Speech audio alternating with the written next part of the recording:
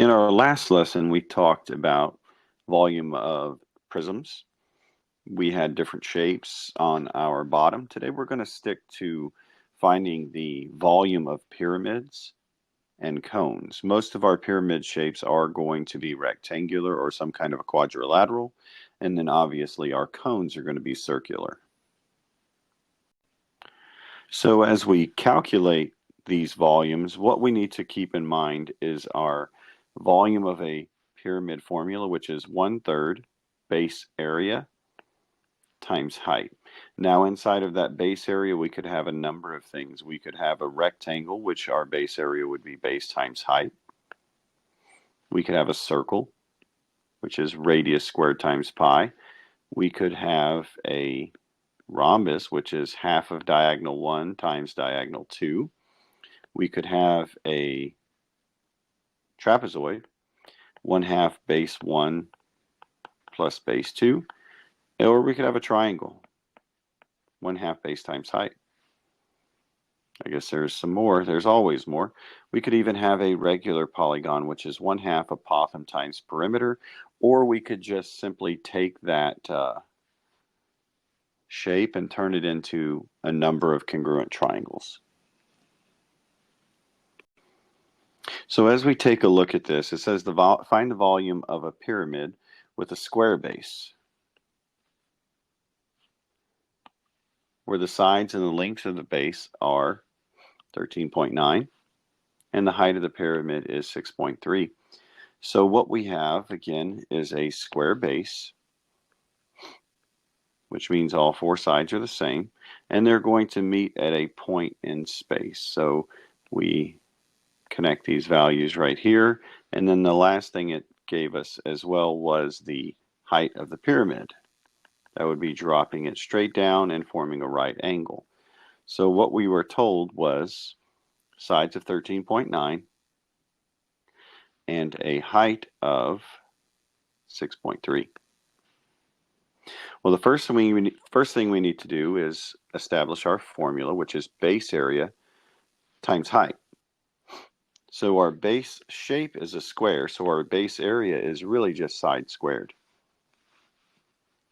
Since our sides are 13.9, when we square 13.9, we get a base area of 193.21. And then we are going to take, and here's the important part, it's the height of the pyramid, not the height of our shape.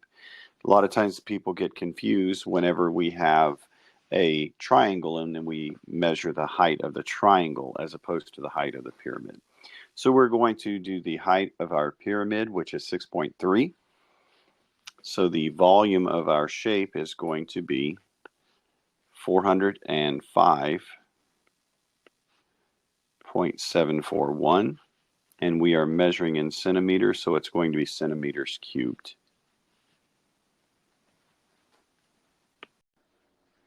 All right, as we take a look at this one, we are given the volume of a triangular pyramid. I did my best to draw this thing down here.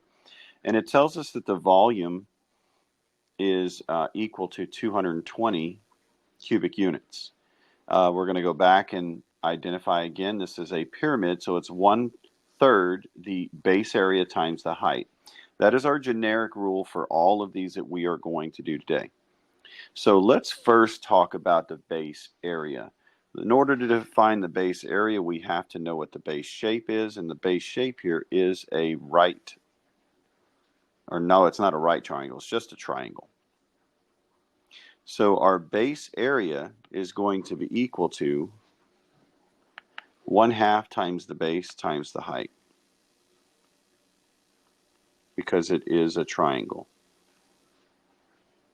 So the base of this triangle is 15, and the height of this triangle is 8. So our base area is equal to 60. So once we've established our base area, we're going to take this back to our formula. So it's going to be 1/3 times the base area Base shape was a triangle, so the base area is 60. And then here's the part where a lot of times people get a little confused. The height is not the height of our triangle. We're trying to find the volume of the pyramid. So the height of the pyramid is this, but I'm trying to mark in green here. And we do not know what the height of our pyramid is, so we represent it with with an X, excuse me. What we do know is that our volume is 220. So we're going to set this equal to 220. 1/3 times 60 is 20. So 20x equals 220. We're going to divide both sides by 20. 220 divided by 20 is 11. So what we just learned is the height of our pyramid is going to be 11 units. And this we kept the generic units, so we will just call it units.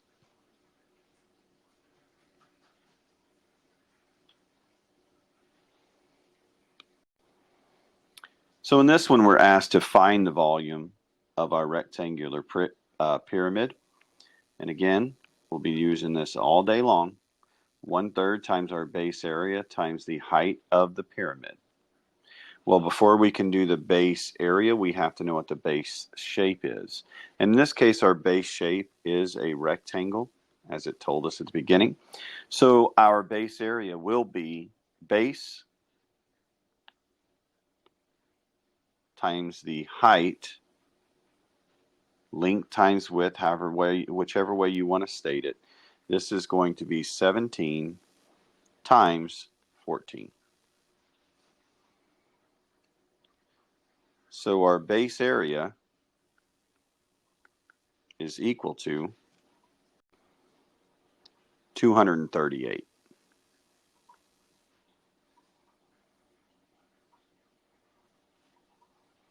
So we go back to our volume formula, and our volume is equal to 1/3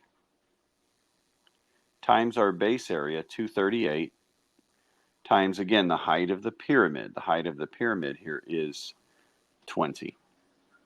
So I'm going to put all of this into my calculator. 1/3 times 238 times 20.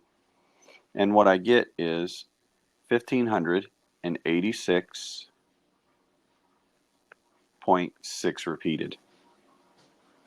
It asked me to round to the nearest tens place. So what we are going to have is a volume of 1,586.7. And in this, we have not been specified what our unit of measurements are, so it's just going to be units cubed. So this would be the volume of our rectangular pyramid.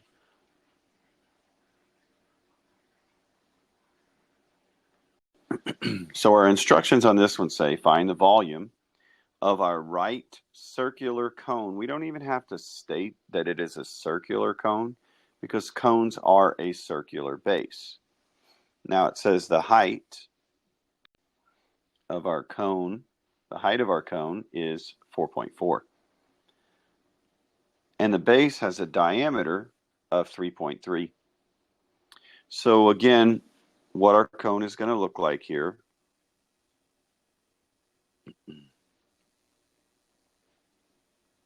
is this. It tells us that it has a diameter of 3.3 and it has a height of 4.4. Well, we need to, again, here's our formula, 1/3 base area times height. Now, you're more than welcome to use the formula that was given to you in your notes because the base area is radius squared times pi times height. So you'll see this, and you're more than welcome to use this because it is exactly the same thing. But I'm going to stick to just dealing with the base area and then carrying my information over. It is really the same thing. So my base shape is a circle. So my formula for area of a circle, of course, is radius squared times pi. Well, if 3.3 is my diameter, My radius is half of that, so my radius equals 1.65. So my formula is going to read 1.65 squared times pi. So 1.65 squared is 2.7225. And then there's pi just tagging along like it always does. So I'm going to take this now to my formula. 1/3 times the base area, and do not forget to put pi along with this. You actually could move pi to the back if you chose to, but we are going to leave it this way, and then we are going to multiply times the height, which is 4.4. So I like to show things in terms of pi, so I'm actually going to put all of this in my calculator. 1/3 times 2.725 times 4.4. So when I put all this in my calculator, what I get is 3.993 times pi. Now, I like to get accustomed to writing in terms of pi just for when I do need to write in terms of pi. This one we do not need to write in terms of pi. It asks us to write to the nearest tens, and we are talking about cubic inches. So 3.993 times pi is 12.54, so it does not round up to a 6. So it's going to be 12.5, and we are measuring in inches, so it's going to be inches cubed. So this is what the volume of our cylinder with these specs are called. Specs are.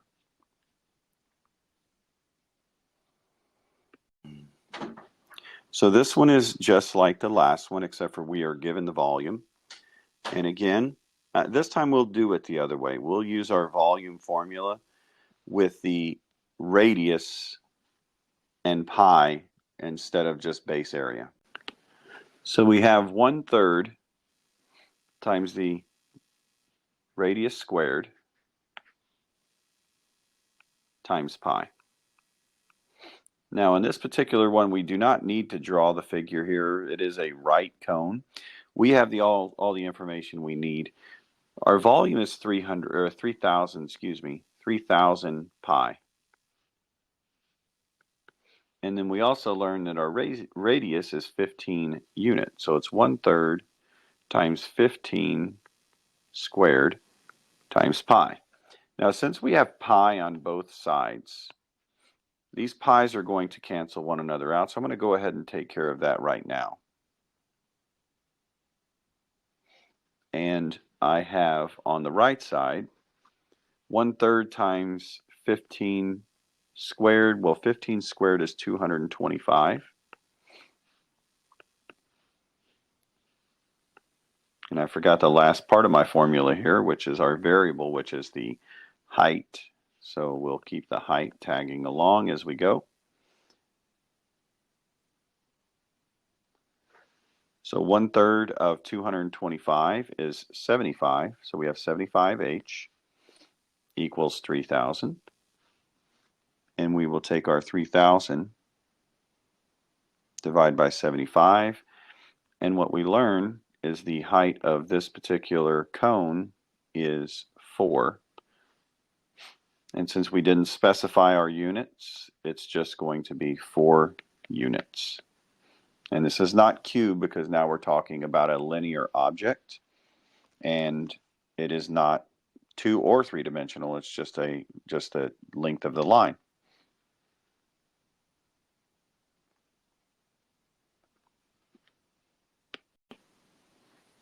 All right, in our last one, we're going to throw the spheres in. You notice the spheres were with prisms yesterday and they're with pyramids today. They really don't fall into either category. We don't have a base at all, so that's why we just kind of threw a little bit of each. Now, yesterday, we calculated the volume. Here's our formula. It's 4/3 times the radius cubed times pi. Yesterday we were given, actually we took a diameter and we found a hemisphere, which is half of a sphere. But today we're going to take the volume of a sphere and we're going to determine the diameter, not the radius. So we'll have to first find the radius and then convert that back. So we take our formula, and in place of our volume we're going to put 334. And in place of our radius, we don't know what our radius is, so we leave it alone. So this is what we have. Now at this point, we need everything to go away that is not the radius. That includes pi. So what I'm going to do is I'm going to divide by 4/3 pi to both sides. Now, if you were having a hard time putting this in your calculator, remember that's the same thing as times 3/4. We can multiply times the reciprocal of a number. But I'm going to put this in my calculator. I'm using the Alpha app. I'm going to actually use it twice because we are dividing by 4/3. And I'm going to go ahead and put pi in my calculator here. We're not going to spend the time to keep pi away from ourselves here. What we get is 779, and we're rounding to the nearest 10. So this is 79.73, so the 7 would not round up. So we get the radius cubed is equal to that number. Well, the way we get rid of a cubed amount is we need to take the cube root. Now, if you can't recall, this is going to be under math. You push math on your calculator. The cube root is what we're talking about. And the cube root is the fourth option.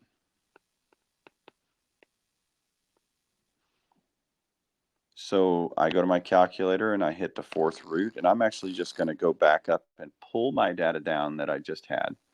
And what I learn is my radius is equal to, it's actually approximately, because we did a lot of rounding on this. So my radius is approximately 4.3. So a sphere that has this volume has a radius of 4.3. But we've got to keep in mind, we weren't looking for the radius, we were looking for the diameter.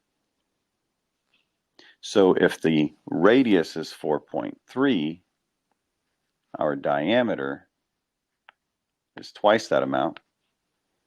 So our diameter is approximately 8.6.